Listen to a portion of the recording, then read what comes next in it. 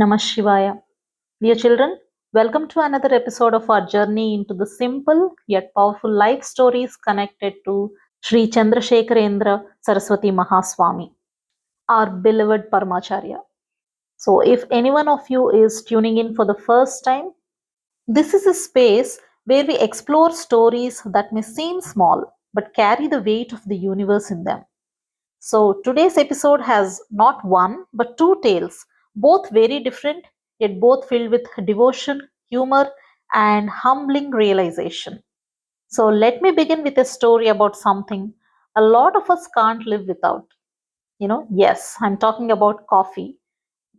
So, being children, you might not have the habit of drinking coffee, but I definitely feel that in your home, whenever you wake up, you will be having that fresh aroma of coffee because your parents or grandparents might be drinking that. Now, we are talking about an old couple for whom this one thing they couldn't let go.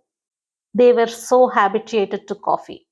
They were deeply devoted to Paramacharya, and they knew because he advised many to give up unnecessary addictions, especially things like coffee and tea. So, for years, this elderly couple tried to let go of coffee. Every time they'll think, tomorrow we'll stop it. This is only for today. They would think every day like this, but the next morning, the smell would again draw them right back in. Don't we also do the same thing? If we have an addiction towards something, we always feel, yeah, this is the last time. From tomorrow, we are never going to do that, right? In the same way, they were addicted to this coffee. So finally, one day, with full determination, they said, enough, let's do this. For Periyava, we are doing this. We'll stop drinking coffee from today. The first day passed, but oh, the cravings. Their minds danced around the memories of those filter coffee and the gurgling sounds of the decoction pot. But they held on because it was day one. Again, day two, they were very strong. They didn't drink coffee. Day three, also, they survived without it. So, for 3 days, they were successful. So, if it has happened for 3 days, it is much easier. But it was not the case. By day four, their hearts started caving in just a little. So finally, they have come up with an intermediate solution. They decided to prepare coffee, but not for themselves. They offered it as Naivedyam. Naivedyam is a devotional offering that we give to God. So they offered it as a Naivedyam to Paramacharya, and only then they sipped it.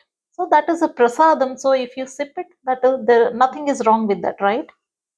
This is the solution that they came up with. Now, since they are offering it to Swamiji and then they are taking it as prasadam, they didn't have any guilt in them. But now you tell me, is that correct? Definitely not, right? So even if we have some addictions like this, we tend to do the same. We find out a solution, just we know that that is not the answer, but just for our sake, for us not to feel guilty, we come up with some weird solutions. That is what these people have done. Now the story didn't end here. Weeks later, after this has happened, they went to Kanchi for darshan. They went to Paramacharya ji. So as soon as they entered and sat near him, they heard something completely unexpected. So, what should Parmacharya say now? Because even though he said they have to stop, they didn't stop, that is okay. But they have started giving him as Naivedyam. Now, what will he say? He should definitely scold them. But no, that is not Parmacharya's nature. You know what he said? He was in a conversation with another devotee and he was telling that devotee, the coffee made in their home is really good. Find out where they get their coffee powder from. That was it. They were shocked and frozen. So their secret was no longer a secret. So, how did he know this? That is the reason he is the walking God. See, instead of scolding them, Parmacharya simply smiled and he gave them lots of prasadam.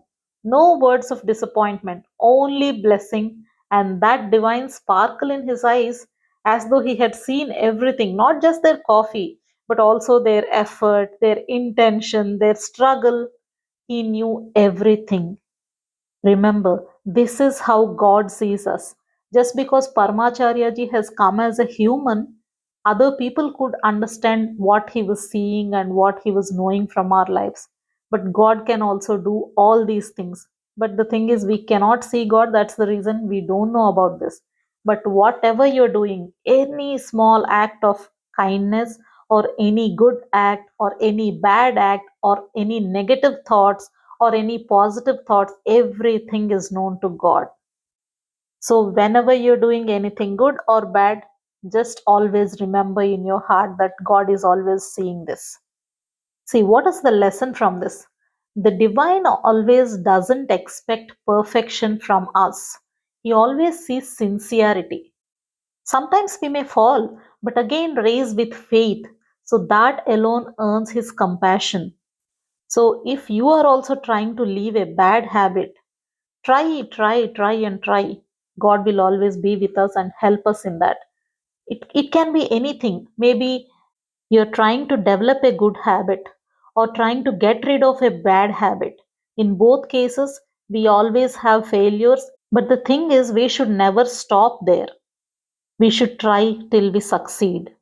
Maybe examples of some good things can be maybe you are trying to wake up early every day, or trying to meditate for 10 to 15 minutes every day, or developing a habit of reading a good book, or trying to do some service in an orphanage near you. Or it can be something like leaving bad habits. So, what is a bad habit? It can be as simple as sleeping late, or maybe watching mobile for a very long time, or watching TV for a very long time, or spending more time on the ground than on your studies, or wasting a lot of time gossiping. All these can come under bad habits. Bad habit is not something like you're smoking or drinking. All these small things are also counted as bad habits. See, we are so lazy. Maybe we never thought of helping our mom in the kitchen even during holidays. Maybe that is also a bad habit. Just lazing around the house and waiting for mom to bring your food. Maybe you can just try helping in small things. That is also a good habit that you can develop. Try all these. Okay, now enough of this coffee topic. Now we'll shift from coffee to quantum physics. Yeah, you heard it right. So once the son of a Maharaja, he was a very brilliant man. He worked as a head of mathematics in a foreign university, and he came for darshan of Paramacharya. So since he is a son of Maharaja and he is brilliant, so he has both money and also intelligence. So this is a rare combination, and it is quite natural that people will have a little pride. So when he came for darshan of Paramacharya, he introduced himself with this little pride in him, and he said, I work on quantum theory. Sometimes people think saints won't understand science, but this time the professor was in for a surprise. Paramacharya, he always has a quiet smile. So, with that smile, he leaned forward and casually drew two circles in the sand. In one, he marked a plus sign, and in the other, he marked a minus sign. Then he asked, Tell me, is your research in quantum theory a positive approach or a negative one? The professor was stunned. How could this wandering monk have this much of knowledge, and he is asking such a sharp and academic question so simply? He was just drawing two circles in the sand and putting the positive and negative symbols, and he was really shocked. So he was still surprised and he replied, Positive approach, the plus one. So Parmacharya then pointed to the minus and asked, So did you not study this one too? The professor hesitated. No. Then Parmacharya himself said, You didn't study this because it was difficult, right? He said. And he gave a soft chuckle. Now Parmacharya began speaking about how Vedas already talk about quantum ideas. As you all might have heard, Swami Vivekananda once said, as science starts developing a little more, then they will slowly start understanding Hinduism, because Hinduism is way beyond science. Whoever says Hinduism has nothing, it means they don't know much about Hinduism, because Hinduism is much developed than science. So people who know about Vedas will know about everything in science, but it's not vice versa. People who know about science may not be knowing everything about Vedas. So in Vedas, how one becomes many, that is the central point of quantum theory. One becomes many, then that is also Advaita Vedanta. Advaita is everything is one, and that is becoming into many other beings or anything. So that is Advaita Vedanta. So the professor sat quietly now. His sarcasm completely vanished because when he started the conversation with Paramacharya, he knows that I mean, he was under the impression that Paramacharya doesn't know anything. Now he realized that in front of him there was not a mere monk, but he was a master of consciousness. He's blending the most complex science with divine simplicity.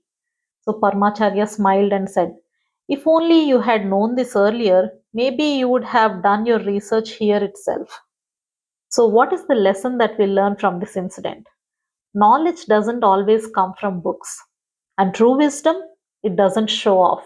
It shines quietly, like the moon on a still night. So, in the presence of Parmacharya, even the most learned become students again.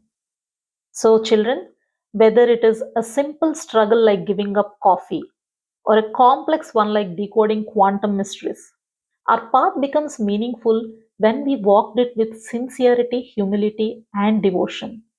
So, join us again in our next episode where we'll dive into another luminous moment from the life of this living light, the walking God, Paramacharya. Until then, keep your hearts open, keep your minds curious, and your souls anchored to goodness. Jai Hind.